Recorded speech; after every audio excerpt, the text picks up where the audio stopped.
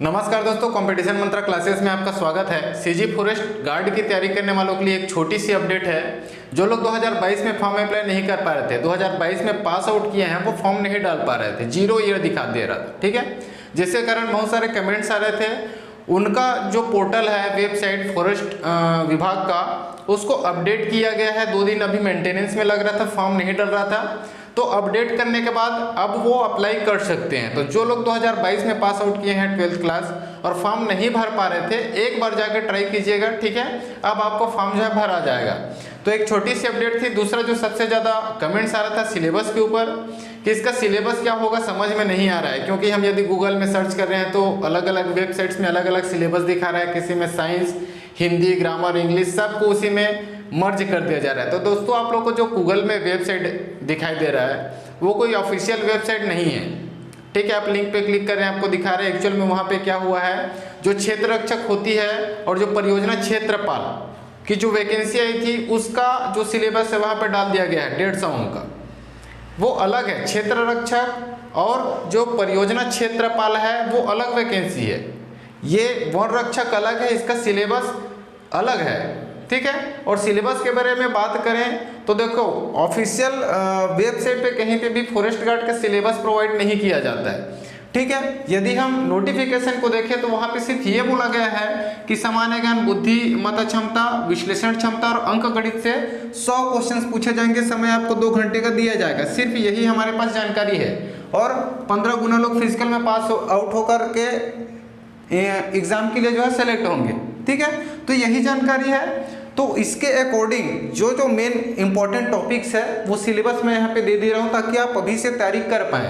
क्योंकि हमारे पास यदि इसका फिजिकल अभी कंप्लीट हो जाता है, पुराने भर्ती का भी चल ही रहा है, तो जुलाई अगस्त में भी इसका फिजिकल डेट आने का जो है चांसेस है, ठीक है। तो सिलेबस को देख लेते हैं ताकि आप अभी से इसका पढ़ाई स्टार्ट कर सकें। तो मे भी सिर्फ यही चीज़ है, यहाँ पे कोई भी ग्रामर, हिंदी, इंग्लिश, साइंस वगैरह इसमें ऐड नहीं है, ठीक है। वो परियोजना क्षेत्रफल का सिलेबस था जिसके वजह से आपको कन्फ्यूजन हो रही थी। तो यहाँ पे सामान्य ज्ञान है और बाकी तीनों पोर्शन जो है, रीजनिंग, नॉन वर्बल रीजनिंग का पोर्शन और मैथ्स का मिलाकर के ये तीनों चीज़ एक ही में आ जाएगी, ठीक है, रीजनिंग और मैथ्स में, जिसमें से 50 क्वेश्चन आपके पूछे जाएंगे, ठीक है। हो सकता है कि रीजनिंग और मैथ्स में आगे पीछे हो सकता है कि रीजनिंग से ज़्यादा पूछ दिया जाए या मैथ्स से, ये हो सकता है, लेकिन क्वेश्चन इतने ही आएंगे, ठीक है। और सामान्य ज्ञान की बात करें तो आपको स्टेट लेवल का है, छत्तीसगढ़ का जीके आएगा और इंडियन जीके आएगा, ठीक है। तो उसके बारे में देखेंगे क्या क्या चीज़ आपको पढ़ना है। सबसे पहले हम लोग सिलेबस से बात करते हैं मैथ्स में। तो मैथ्स में दोस्तों एलसीएम, एचसीएफ, लघुत्तम समापवर्त और महत्तम समापवर्त, संख्याएं और संख्या पद्धति, औसत, चाल, समय और दूरी, प्रतिशत लाभ हानि, साधारण और चक्रवृद्धि ब्याज, बीजगणित, अनुपात समानुपात, सरलीकरण, समय और कार्य, इतने मैथ्स में आपको पढ़ना है। मैथ्स में मे भी 50-50% पूछने के चांसेस हैं, 25 और 25। आगे पीछे हो सकते हैं क्वेश्चनों की संख्या, ठीक है। हो सकता है इसका 30 पूछ दिया जाए, इसका 20 पूछ दिया जाए, या तो फिर रीजनिंग का 30 पूछ दिया जाए, मैथ्स का 20 पूछ दिया जाए, ऐसा हो सकता है, ठीक है। लेकिन दोनों मिला करके 50 क्वेश्चन आएंगे और सबसे बड़ा रोल प्ले करेगा यही मैथ्स और रीजनिंग, और अभी जो आपका फिजिकल होने वाला है वो, ठीक है।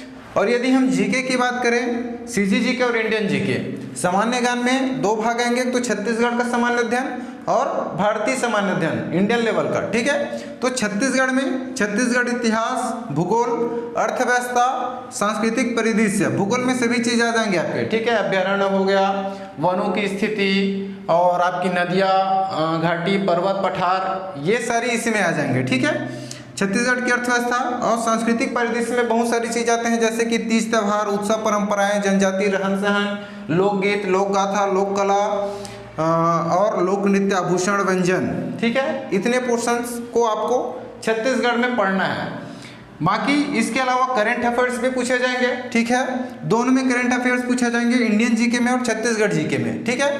तो इंडियन जीके में भी बहुत सारा सब्जेक्ट्स आते हैं, जैसे कि भारतीय इतिहास, भारतीय भूगोल, भारतीय अर्थव्यवस्था और भारतीय संविधान। अब रीजनिंग का देख लेते हैं। रीजनिंग में जो है कैलेंडर, घड़ी, coding decoding, alphabet, seating arrangement, पासा, कथन, निष्कर्ष और धारणा, श्रृंखला, रक्त संबंध, दर्पण प्रतिबिंब और जल प्रतिबिंब, सन्निहित आकृति पहचानना, दिशा ज्ञान परीक्षण और वेन आरेख। ये टॉपिक है दोस्तों रीजनिंग के, ठीक है। और ये टॉपिक ऐसे हैं, थोड़ा सा सरल टाइप से हैं, एक एक दिन में ये आराम से किया जा सकता है एक एक टॉपिक को, ठीक है।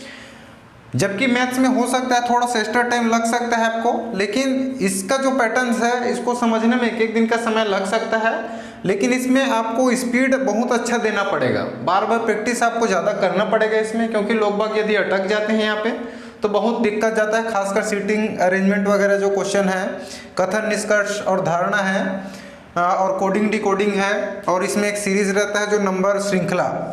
ये जो टॉपिक्स हैं उसमें बहुत ज़्यादा प्रैक्टिस करने की जरूरत पड़ेगी, खासकर लोग इसी में अटक जाते हैं, ठीक है। तो ये जो है टाइम टेकिंग है, एग्जाम में जो है मैथ्स रीजनिंग को सॉल्व करने के लिए समय कम पड़ जाता है, ठीक है। ये जो 2 घंटा दिखाई दे रहा है, यहाँ पे यदि 50 क्वेश्चन मैथ और रीजनिंग के रहते हैं और जीके के, तो समय जो है कम हो जाता है। भले ही आपको ये लग रहा हो कि 2 घंटे में 100 क्वेश्चन है, ये यहाँ पे मैथ्स रीजनिंग को ही बनाने में बहुत समय लग जाता है, इसलिए आपको स्पीड का खेल है पूरा, कितने टाइम में आप सॉल्व कर पाते हैं, कितनी आपकी स्पीड है, ये पूरा डिपेंड करता है सॉल्व करने के लिए, ठीक है। तो आप जो है अभी से इसकी तैयारी कीजिएगा, क्योंकि देखो अभी तो फिजिकल चल रही है, जो पुराने भर्ती वाले थे 291 पद, हालांकि उसमें से 140 को निरस्त कर दिया गया है, उनकी फिजिकल जो है हो रही है, तो ज़्यादा समय नहीं मिलेगा। 2 जुलाई तक उनकी फिजिकल है, फर्स्ट वीक तक। उसके बाद कुछ न कुछ अपडेट आएगी जो 1484 पोस्ट हैं उसके लिए, ठीक है। तो यदि आप इसकी तैयारी कर रहे हैं तो पढ़ाई को भी आपको अभी से स्टार्ट करना पड़ेगा, बाद में बहुत ज़्यादा दिक्कत जाएगा, क्योंकि सिलेबस इतना आसान भी नहीं है, क्योंकि मैथ्स रीजनिंग है, बहुत सारे 12th पास वाले लोग जो है मैथ्स रीजनिंग में यदि ध्यान नहीं दे पाएंगे और सिर्फ ये जीके पढ़ के चले जाएंगे तो भी एक ठो लॉसेस हो जाएगा, और यदि आप मैथ्स रीजनिंग में अच्छे से हैं और जीके नहीं पढ़ पाएंगे तो भी आपका लॉसेस हो सकता है, ठीक है। तो फिजिकल में बेस्ट होने की जरूरत है, और इसमें कम से कम एवरेज आपको लाना ही पड़ेगा, अच्छा दोनों को पढ़ना ही पड़ेगा कैसे भी करके। आप एक में अच्छे हैं तो इसको एग्जाम को क्रैक नहीं कर सकते हैं, ठीक है।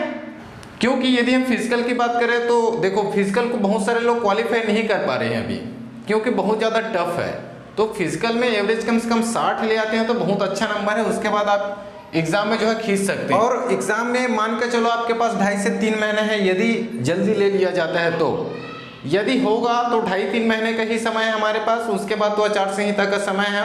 यदि उसके बाद नहीं हुई आपका एग्जाम तो ये वाला जो 1484 पोस्ट है वो नेक्स्ट ईयर में चली जाएगी, समझ रहे हो, क्योंकि 3-4 महीने तो कुछ होने वाला नहीं है जब आचार संहिता लग जाएगी तो यदि लेने की मूड में है सरकार, भर्तियां जल्दी ला रही है, सब चीज़ें कर रही है, तो हो सकता है 2.5-3 महीने में ही 3 महीने में कंप्लीट हो जाए, ठीक है। तो उस समय आपको पढ़ने का समय नहीं मिलेगा, अभी अच्छा खासा टाइम है। यदि आप एक एक टॉपिक भी रीजनिंग को पर डे देखते हैं तो 1 2 3 4 5 6 7 8 9 10 11 12 13 15 दिन मान के चलो आपका रीजनिंग कंप्लीट हो जाएगा। 15 दिन में मैथ्स कर सकते हैं, क्योंकि थोड़ा स्पीड तो आपको लाना ही पड़ेगा, वरना तो फिर ये एक ही सब्जेक्ट को आप 2.5-3 महीने में पढ़ने में लगा दोगे तो बहुत समस्या हो जाएगा, ठीक है। तो 15-15 दिन में ये कर सकते हैं, बाकी टाइम जीके में दे सकते हैं, और लास्ट में अपना जब एग्जाम डेट आएगा तो रिवाइज कर सकते हैं। इस तरीके से आप इसका पढ़ाई कर सकते हैं। और यदि आप मैथ्स रीजनिंग का क्लासेस चाहते हैं तो कमेंट जरूर कीजिएगा दोस्तों। जो है रीजनिंग या फिर मैथ्स में मैं स्टार्ट कर दूंगा, वो आपके कमेंट के ऊपर डिपेंड करेगा कौन सा आप पढ़ना चाहते हैं। यदि कुछ लोग कमेंट्स कर रहे थे कि क्लासेस इसका जो है लो बोल के, तो कमेंट कर सकते हैं कि रीजनिंग स्टार्ट करना है या मैथ से स्टार्ट करना है, वो आपके कमेंट के ऊपर डिपेंड करेगा, ठीक है। और जो लोग 2022 पास आउट किए हैं 12वीं, तो 1484 पोस्ट निकला हुआ है, अप्लाई नहीं कर पा रहे थे, अब आप अप्लाई कर सकते हैं, क्योंकि अपडेट कर दिया गया है जो पोर्टल था फॉर्म डालने वाला, तो जाके अप्लाई कर लीजिएगा। आज के वीडियो में इतनी जानकारी था, और मेरे द्वारा दी गई जानकारी आपको अच्छी लगती है और जॉब अपडेट्स पाना चाहते हैं, चैनल को जरूर सब्सक्राइब कर लीजिएगा। मिलते हैं अगले वीडियो में, तब तक के लिए धन्यवाद।